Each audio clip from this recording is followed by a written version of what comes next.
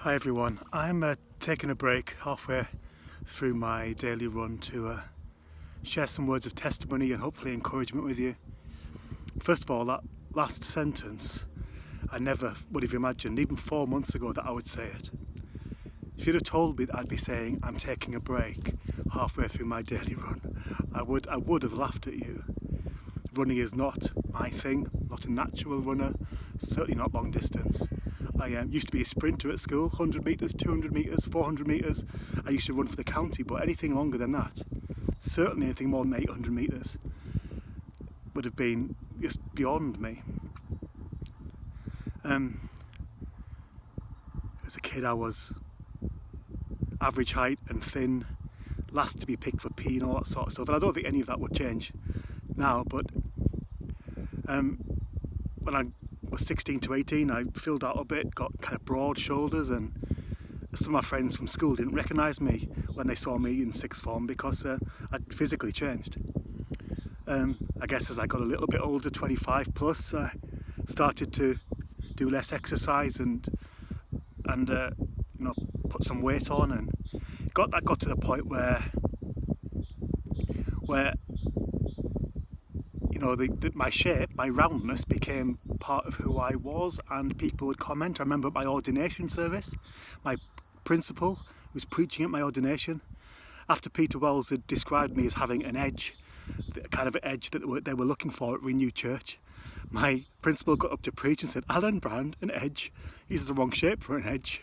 And that was just part of me, I suppose, and it didn't really bother me that much. Occasionally I'd see a photograph where I didn't quite like the way I looked, or occasionally I'd look at myself in the mirror. For the most part, I just got on with what I'd got on to do and didn't worry too much about the way I looked. It started to bother me a bit more when it was about physical health rather than size and shape, I suppose, when I was getting out of breath even just playing with the kids, or struggling to get up, down and up off the floor again, things like that. I mean, I know I was never huge, but the medical professionals were telling me that I was obese, but the whole journey just seemed a little bit hard, a little bit too much of a mountain to climb. And you remember a few weeks ago, in fact it might have only been a few days ago, when I shared the first of my reflections on YouTube from 1 Samuel 3:10 about how Eli encouraged and taught and equipped and discipled Samuel into hearing the voice of God. And at the end of that video, I think I asked you to think about how and where you can, in this coronavirus crisis, where you can take some time to listen to God. I know some of our schedules are not necessarily slowed down. We still have a lot of work to do, but it's a different season that we're going through. And I'm fairly sure, however busy we are, there'd be some space in the day, some space somewhere to focus on Him and to listen to God and to pray and to find out what He might be saying to us through this. I've discovered a new way of listening to God and hearing from God and worshipping God, and that is in running. On the 4th of January, I ran walked my first 5k ever, and in 37 minutes, and it was a real struggle. And over 8 runs, it became gradually less of a struggle. Every week, apart from one, getting a personal best on my time, getting that little bit better, that little bit stronger, that little bit more endurance, that little bit more perseverance, that little bit more passion, I suppose. Until the 8th run, the last run before they've been postponed now because of the pandemic, 29.5 minutes. And in order to not lose that sense of passion and to keep on going, I keep running. I run a minimum at the moment of 5 kilometres a day. Some days I run 7.5, other days I run 10. That just seemed like an absolute impossibility to me.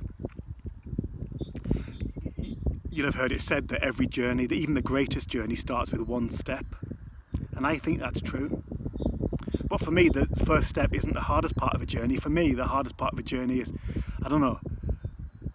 part way through, when everything within you is telling you, just stop, just walk, just rest, just stop, or this isn't going to work, you're never going to make it. And it's not just about running, is it? You will know what it is, the big journey that's ahead of you, the big obstacle, but the thing that you're trying to break, you will know what it is in your life. It might be a relationship, it might be, a discipline, it might be, well, whatever it is for you, I've got a sense that you will know what it is. The first step you've got to take, and for some that will be the hardest. But if you're like me, the first step isn't the hardest. I can start lots of things. It's keeping on going, persevering. You will know from Scripture how much the Bible has to say about perseverance, endurance, and their connection with faith and with character.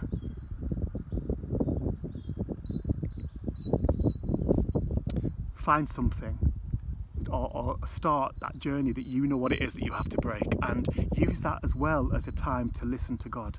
I listen to worship music in my ears as I'm listening currently to the weekly the playlist that I'm putting together on Spotify, and I'm listening to that as I'm running.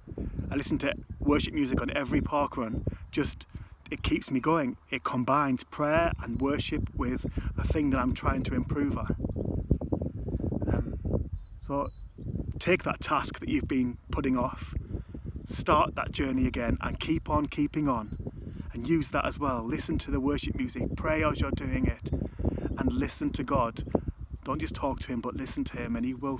I'm certain he will speak. God has been speaking to me as I've been running, and I still find that such a strange sentence to be speaking out loud.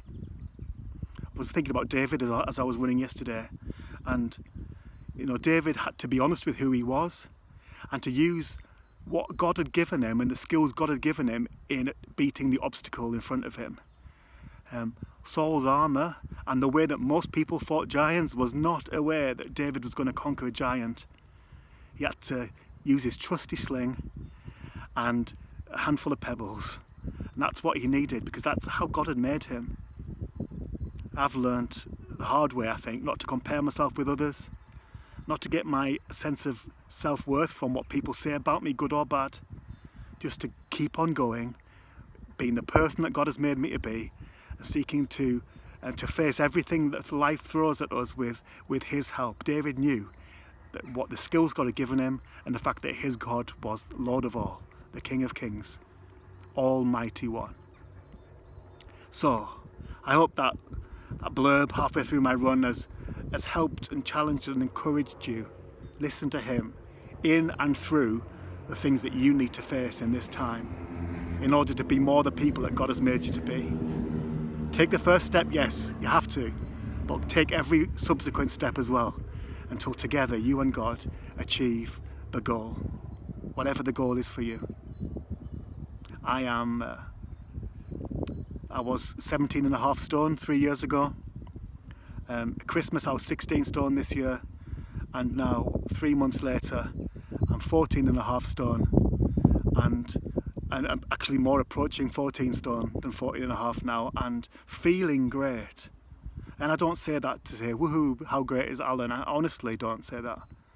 I say that to show the evidence that just pushing forward and keeping on, what that has done in my life. And there are many more, much better examples of that than me, and many varied and different ways in which people are growing and pushing on. So if you need to write a letter to someone and connect with someone you've not connected with for a while, if you need to read a book that you've been putting off for a while, if you need to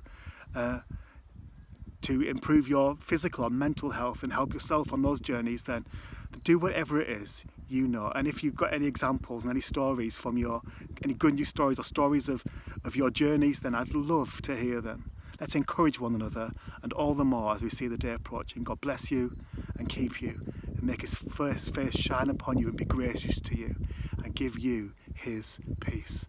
Amen.